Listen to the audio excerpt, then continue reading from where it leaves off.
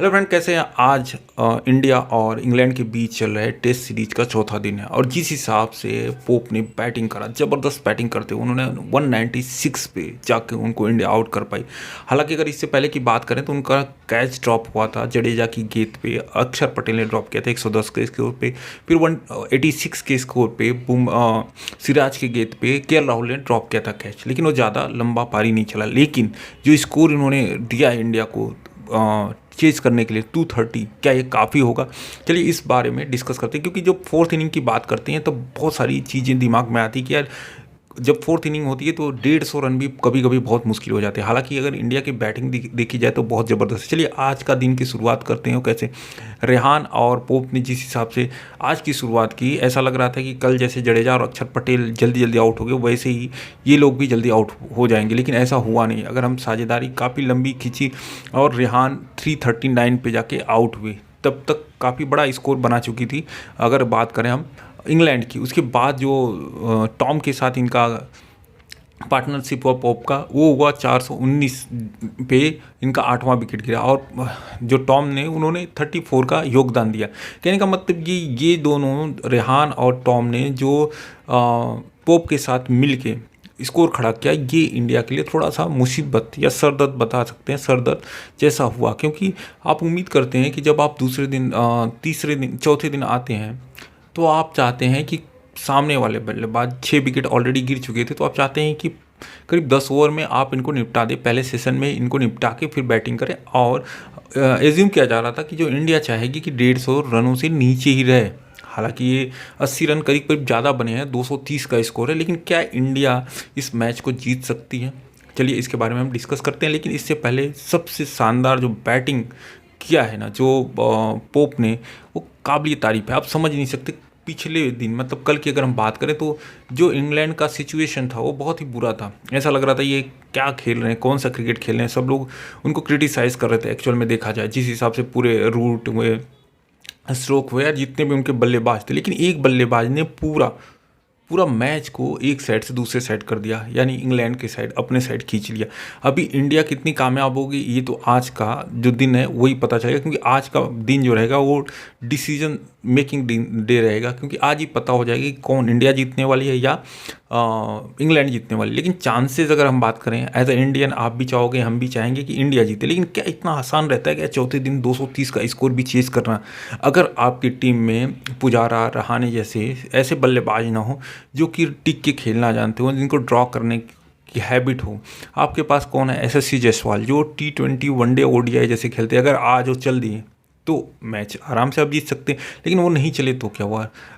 आप रोहित शर्मा की बैटिंग की बात करें तो अभी भी वो उस फ्लो में नहीं चल रहे हैं जिस फ्लो में होने चाहिए। आप शुभमन गिल की बैटिंग देखिए, वो भी उतने फॉर्म में नहीं दिख रहे हैं। अगर हम ज़्यादा उम्मीदें लगा सकते हैं तो के राहुल से लगा सकते हैं, हम ज़्यादा उम्मीदें भरत से लगा सकते हैं, जडेजा से, अश्विन से। क्यों मैं बोल रहा हूँ जडेजा अश्विन से लगा सकते हैं? क्योंकि ये लोग, जडेजा ने पिछला मैच अच्छा खेला, अश्विन टेस्ट खेलना जानते हैं, और श्रेयस अय्यर से भी एक उम्मीद हम कर सकते हैं कि वो अच्छा खेलें। लेकिन जितनी उम्मीदें एसएससी जायसवाल ने बना के रखी, क्योंकि पिछला मैच भी आप देखेंगे, पिछला सीरीज जिसमें उन्होंने बहुत ही अच्छी बैटिंग, छोटी पारी खेली थी लेकिन अच्छी, और पिछला इनिंग भी उन्होंने काफ़ी अच्छा खेला था। लेकिन जब तक वो खेल रहे थे तब तक जो रूट बॉलिंग करने नहीं आए थे, जो रूट का नाम मैं इसलिए ना क्योंकि उन्होंने फर्स्ट इनिंग में इंडिया के 4 विकेट निपटा दिए थे, तब तक जो रूट नहीं आए थे जब तक एसएससी जायसवाल खेले। ये नहीं बोल रहा हूँ कि एसएससी जो रूट बहुत शानदार बॉलिंग कर रहे थे, लेकिन आप देखेंगे तो कंपैरेटिवली सबसे अच्छी बॉलिंग जो रूट की हो रही थी। अब अगर हम बात करें आज की इंडिया को जीतने के लिए क्या क्या ऐसे चीज़ें हैं जो होनी चाहिए। पहली बात की पार्टनरशिप आपकी स्टार्टिंग बहुत अच्छी हो, जैसे कि पिछले इनिंग में हुआ था आपका 80 का पार्टनरशिप हुआ था, जिसके बाद की चीज़ें आपके फेवर में आ गई। उसके बाद क्या है, शुभमन गिल को आज खेलना पड़ेगा, क्योंकि देखिए क्या होता है ना, जब स्कोर आपका 230 का हो तो आप दोनों साइड सोचते हैं कि यार हम डिफेंसिव खेलें या हम एग्रेसिव खेलें, इसी में काम थोड़ा गड़बड़ हो जाता है। आप पुजारा की बात करें, रहाणे की बात करें, या राहुल द्रविड़ जब बैटिंग करते थे तो बहुत सदी हुई पारियां खेलते थे, बहुत टाइम लेते थे, आराम से खेलते थे। या विराट कोहली जैसा अगर प्लेयर होता तो हम एक उम्मीद जगा के रखते थे। लेकिन टीम में इस समय हम ऐसा कोई बल्लेबाज नहीं, हालांकि सबके पास काबिलियत है। आप शुभमन गिल, एसएससी जायसवाल, रोहित शर्मा जैसे अच्छे अच्छे बल्लेबाज हैं, लेकिन प्रॉब्लम क्या आती है, आप ये प्रेशर झेल पाओगे कि नहीं पाओगे? क्या ये शुरुआत अच्छी मिल पाएगी कि नहीं? कि बहुत मायने रखते, क्योंकि आप रोहित शर्मा से तो उम्मीदें बहुत लगा सकते हैं, लेकिन एक बॉल, अच्छी बॉल में कोई भी बल्लेबाज क्या कर सकता है ना। तो उसके लिए क्या होता है कि आपके पीछे विराट कोहली जैसा बल्लेबाज हो, के राहुल जैसा बल्लेबाज हो, जो कि बहुत सारे ऐसे इनिंग जिता चुका हो। लेकिन फिर भी इंडिया के चांसेस अगर मेरे हिसाब से देखें तो 60/40 या 40% चांसेस जो रहेंगे वो इंग्लैंड के अभी भी बरकरार रहेंगे, क्योंकि अब फोर्थ इनिंग है। अगर ये फर्स्ट इनिंग या सेकेंड इनिंग रहती तो हम आराम से बोल सकते थे कि इंडिया जीत जाएगी। स्कोर आपको देख के लग रहा होगा कि यार 230 बहुत अच्छा, बहुत आसान भी हो सकता है अगर पार्टनरशिप अच्छी हुई। यशस्वी जायसवाल ने अच्छा खेला, शुभमन गिल ने अच्छा खेला, श्रेयस अय्यर, ऊपर वाले बल्लेबाजों ने अच्छा खेला, तो बहुत आसान हो सकता है। लेकिन एट द सेम टाइम ये टफ भी हो सकता है।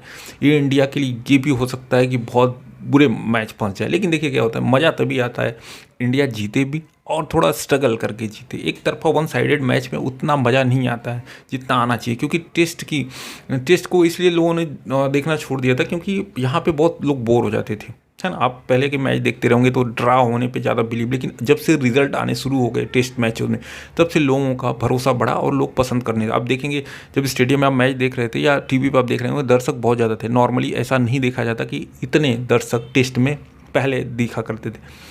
अब हम उम्मीद करते हैं कि इंडिया के ओपनर कम से कम 50 से ऊपर का पार्टनरशिप करें, 100 कर दें तो बहुत अच्छी बात है।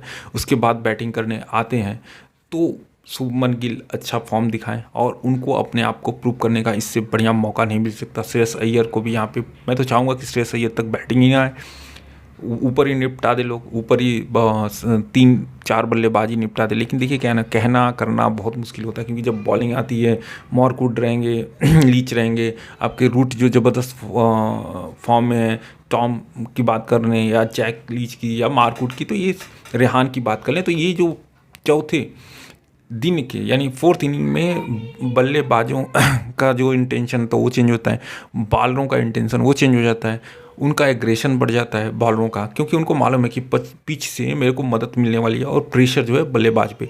अगर इंग्लैंड ने 2-3 विकेट जल्दी निपटा दिए इंडिया के तो फिर इंडिया के लिए मुश्किल होने वाला है। लेकिन अगर इंडिया ने पार्टनरशिप अच्छी कर दी, और जो हमें उम्मीद है कि करने वाले हैं, क्योंकि जो पास्ट रिकॉर्ड आप देखते हैं तो ऐसा एक उम्मीद बनती है कि यार, एक उम्मीद तो बनती है कि इंडिया के जीतने के चांसेस अच्छे हैं। क्योंकि इनकी देखिए, आप जब ग्राउंड पे खेलते हैं अपने ग्राउंड पे तो आपको बहुत सारे बेनिफिट मिलते हैं। आपके जो क्राउड रहता है आपके सपोर्ट में थे, आप पिच को अच्छी तरह से समझते हैं। और अगर पिछली इनिंग में आपने खेला, ऐसा नहीं कि आप पहली इनिंग खेलने जाए, तो आपको समझ में आता है कैसे किसके सामने कितने रन बनाने हैं। और दूसरी एक बहुत बड़ा क्वेश्चन मार्क आता है कि जब इंडिया में कोई भी टीम आती थी तो उसमें स्पिनरों को बहुत मदद मिलती थी। यहाँ पे उतना स्पिनरों को मदद आपको देखने को नहीं मिली जितनी होती, नहीं तो टॉप क्वालिटी के स्पिनर थे अक्षर पटेल, अश्विनी और जडेजा, फिर भी उनको जो सफलता मिलनी चाहिए थी वो नहीं मिली। तो एक तरह से बोला जाए तो पिच भी ऐसी बनी थी कि दोनों टीमों को बराबर मौका मिले। चलिए मिलते हैं नेक्स्ट वीडियो में, और हम उम्मीद करेंगे कि जब मिलें तो इंडिया ये मैच जीत चुका रहे। जय हिंद, जय भारत।